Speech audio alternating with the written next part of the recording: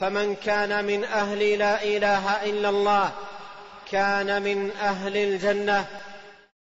Bismillah ar-Rahman ar-Rahim. Donc maintenant, voyons Tawhid al-Rububiyyah. Là, on a vu, dans la première partie, on a vu Tawhid al-Rububiyyah, ce que ça veut dire dans la langue arabe, dans le jargon linguistique, dans la langue arabe. Maintenant, on va voir ce que Tawhid al-Rububiyyah veut dire dans le langage musulman, dans le jargon islamique.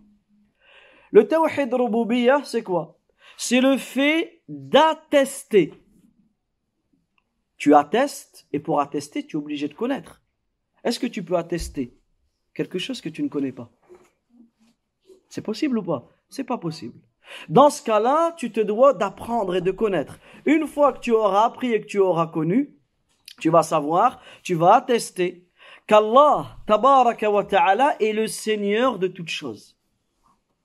Une fois que tu as compris ce que voulait dire Ar-Rabb, tu vas comprendre en réalité qu'Allah tabaraka wa ta'ala possède toutes choses. C'est ça le Seigneur.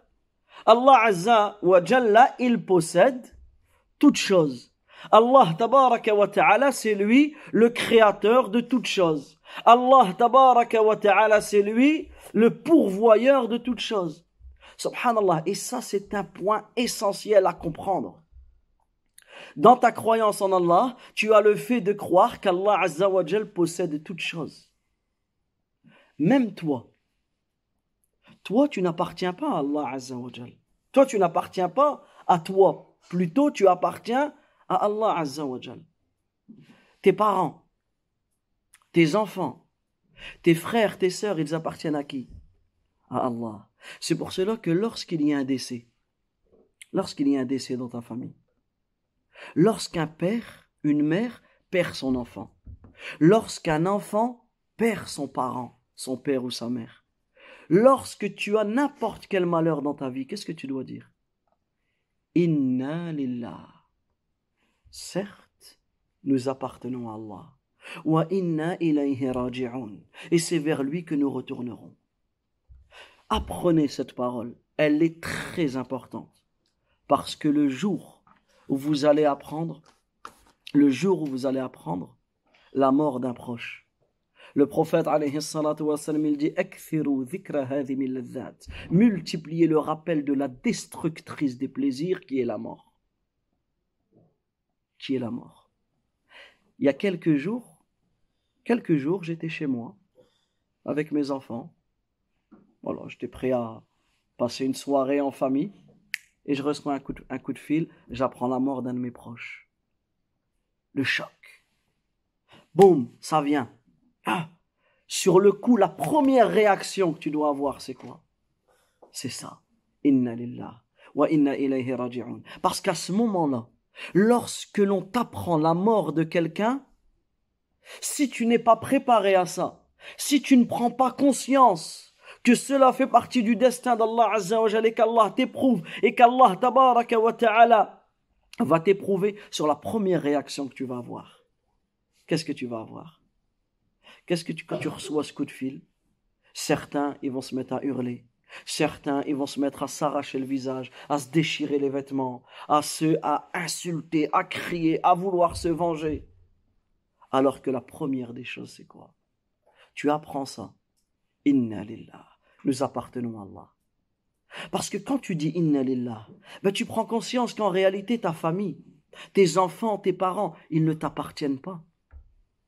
Toi-même, tu ne t'appartiens pas. Mais tu appartiens à qui? Tu appartiens à Allah, tabaraka wa ta'ala.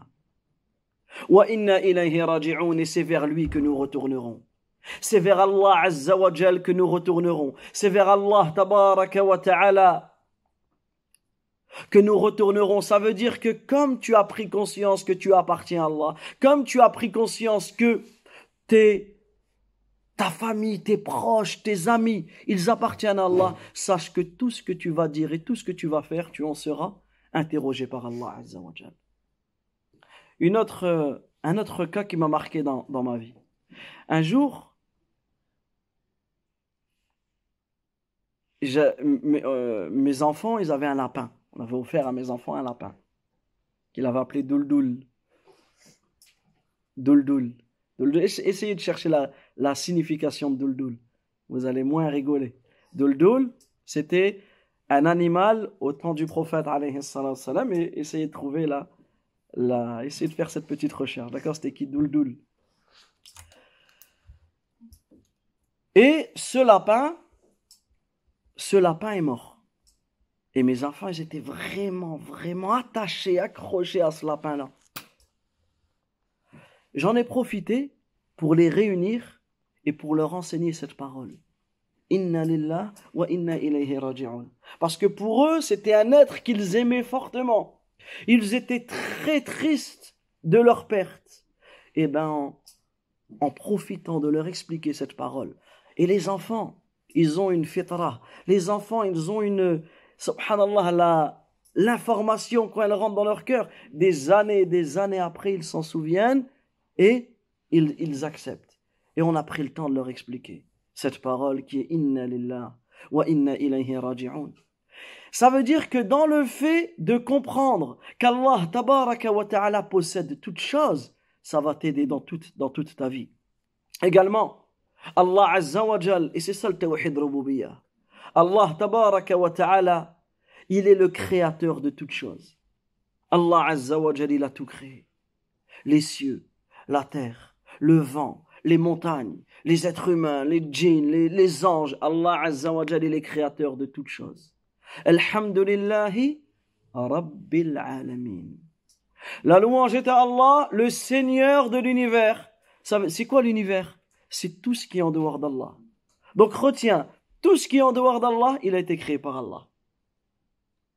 Tout ce qui est en dehors d'Allah, c'est une créature d'Allah, tabaraka wa ta'ala.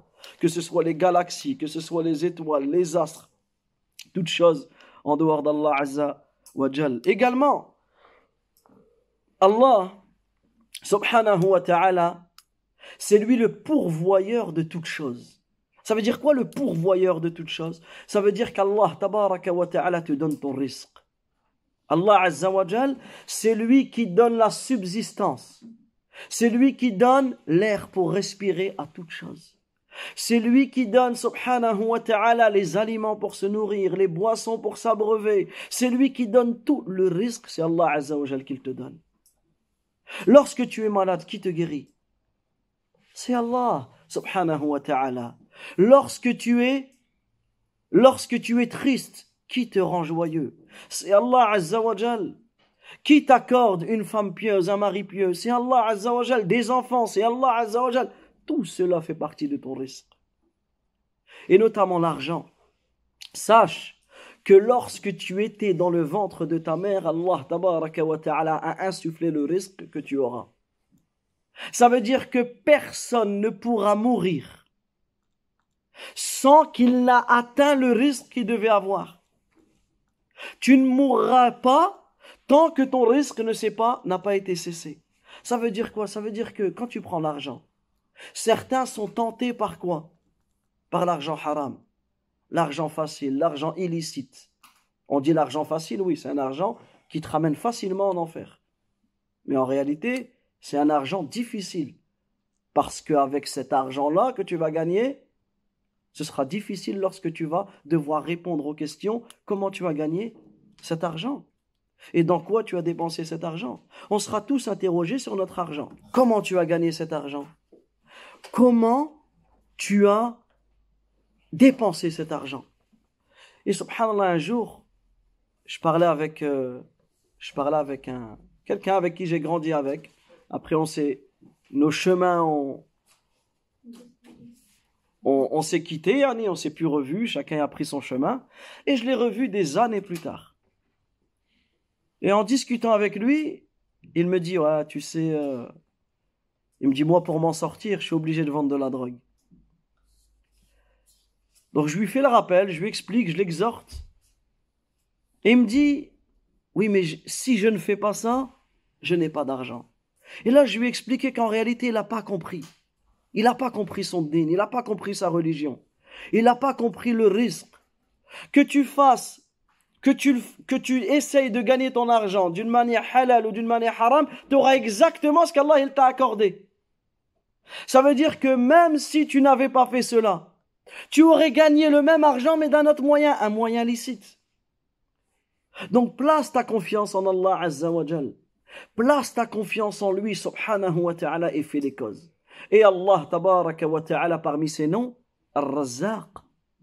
Allah Azza wa Jal, il est celui qui te pourvoit, celui qui pourvoit toutes choses. Subhanallah.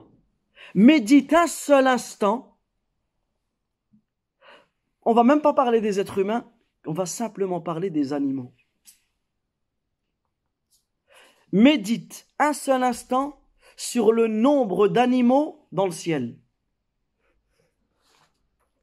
Le nombre d'animaux sur terre et le nombre d'animaux dans les océans.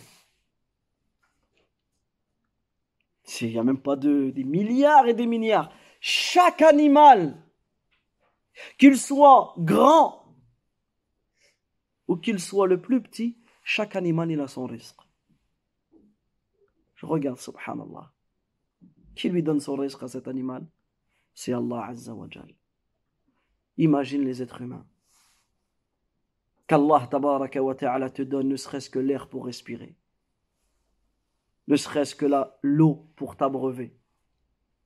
Regarde, subhanallah, subhanahu wa ta'ala, Allah Azza wa Jal, et ça fait partie du tawhid rububiyyah. Le fait de comprendre qu'Allah Azza wa Jal, il gère tout, il contrôle tout, il sait tout, il fait tout, subhanahu wa ta'ala. C'est lui qui donne la subsistance à chacun d'entre nous. Également, c'est Allah Azza wa Jal qui donne la vie. Et c'est Allah tabaraka wa ta'ala qui donne la mort. Personne ne peut naître si Allah Azza wa Jal ne l'a pas voulu. Personne ne peut mourir si Allah tabaraka wa ta'ala ne l'a pas voulu. Des gens qui ont essayé de se suicider, ils ont mis une balle dans leur tête, ils ne sont pas morts. Parce qu'Allah Azza wa Jal, Allah tabaraka wa ta'ala n'avait pas décrété qu'ils devaient mourir aujourd'hui. Des gens dans leur lit, ils ne se sont pas réveillés. Parce qu'Allah tabaraka wa ta'ala a décrété qu'ils devaient mourir aujourd'hui. Regarde, subhanallah. Également, dans le tawhid rububiyyah, c'est le fait de prendre conscience qu'Allah Azza wa Jal répond aux invocations. Lorsque tu es angoissé, lorsque tu es triste, lorsque tu es en détresse, lorsque tu es malade, n'oublie pas que le bien est dans la main d'Allah Azza wa Jal. Le bien est entre les mains d'Allah subhanahu wa ta'ala. Lorsque tu es malade, ne va pas voir un charlatan. Comme aujourd'hui, toute personne, les gens nous appellent du matin au soir, on cherche un raqi. On cherche un raqi. Pourquoi tu cherches un raqi? Parce que je suis malade. Mais akhi, première chose, fais-toi ruqiyya toi-même. Premièrement, invoque Allah Azza wa Jal. C'est lui qui répond à tes invocations. Un homme est venu voir un des pieux prédécesseurs et lui a dit, est-ce que tu connais quelqu'un à qui Allah il répond toujours à ses invocations? Comme ça, je vais le voir et je lui dis de faire dua pour moi. C'est ce qu'il lui a dit. Il lui a dit, non, je ne connais pas, mais je connais celui qui répond aux invocations. Pourquoi tu vas chercher après quelqu'un alors que tu sais que c'est Allah Azza wa Jal qui répond? Va lui demander. Demande-lui. Alors, ce n'est pas interdit de faire ruqiyya. Tu vois quelqu'un qui est malade, tu récites le Coran. Le problème, c'est que dans ce sujet-là, il y a beaucoup de charlatans. J'ai encore eu vent d'une histoire il y a quelque temps, d'une personne qui est connue sur TikTok, sur les réseaux sociaux. C'est, on va dire, une des références auprès des gens. En posant 2-3 questions, tu vois la déviance. Tu vois que la personne, tu vois que malheureusement ce sont des gens qui vont faire des ruqiyya à des femmes, dans des pièces sans mahram, dans des pièces isolées. Wal'iyadhu billah. Des choses très graves qui sont faites dans. C'est pour cela qu'on doit faire attention. On doit faire attention. Et quand tu es malade, ne cherche pas en premier lieu le raqi. Cherche al-shafi, celui qui guérit ta maladie. C'est qui al-shafi? C'est Allah, tabaraka wa ta'ala. Allah Azza wa Jalla, le prophète sallallahu alayhi wa sallam, vous savez ce qu'il disait dans sa ruqiyya? Lorsqu'il faisait ruqiyya à quelqu'un, Allahumma rabban nas. Apprends cette invocation. À chaque fois que quelqu'un est malade, tu lui dis ça. Allahumma rabban nas. Oh Allah, Seigneur des gens. Mudhib al-ba's. Toi qui fais partir le mal. Ishfi, guéris-le. Anta shafi. c'est toi le guérisseur. Parmi les noms d'Allah, Ash-Shafi. Allah Azza wa Jal, c'est lui qui guérit les maladies du cœur, les maladies du corps. Anta Ash-Shafi la shifa'a illa shifa'uk. Shifa'an la yughadiru saqama. Il n'y a aucune guérison en dehors de ta guérison. Guéris-le d'une guérison parfaite et complète. Également, il disait 7 fois le prophète alayhi salatu wa salam, As'alullah al-azim. J'implore Allah le très grand, Rabb al-arsh al-azim, le Seigneur du trône immense, an yashfiak, de te guérir. Ça veut dire lorsque tu es malade, lorsque tu es un parent malade, lorsque tu as un enfant malade, lorsque ne va pas chercher telle ou telle personne qui a soi-disant des pouvoirs ou des miracles, tout cela c'est du charlatanisme. Mais va chercher invoque celui qui répond aux invocations. Donc le tawhid rububiyyah, c'est le fait de prendre conscience qu'Allah tabaraka wa ta'ala est capable de toutes choses et donc une fois qu'on a compris cela, on a compris ça, rububiyyah. Pourquoi on ajoute tawhid? Ça veut dire qu'Allah, il est le seul à faire tout ce que l'on vient de dire. Il n'a aucun associé dans cela. Vous avez compris maintenant le tawhid rububiyyah? Et le tawhid rububiyyah, donc, il est connu, on peut l'appeler le tawhid de la seigneurie, on peut l'appeler le tawhid de la connaissance, tawhid al-ilmi, on peut l'appeler le tawhid informatif, tawhid du savoir et de l'affirmation, etc. Il y a différents noms auprès des savants, mais nous, ce que l'on retient, c'est qu'il est obligatoire pour tout musulman de rendre Allah Azza wa Jal unique dans sa seigneurie, d'unifier Allah Tabaraka wa Ta'ala dans sa seigneurie. Et l'affirmation de la seigneurie d'Allah est une partie de la foi. Ça fait partie de la foi. Et ta foi ne peut pas être complète tant que tu ne reconnais pas ce tawhid. D'accord? Et cette catégorie de tawhid, c'est un fondement du monothéisme. Et celui qui renie ce tawhid a certes mécru. Celui qui renie ce tawhid, est-ce qu'il fait partie du cercle des musulmans? Non. فمن كان من أهل لا إله إلا الله كان من أهل الجنة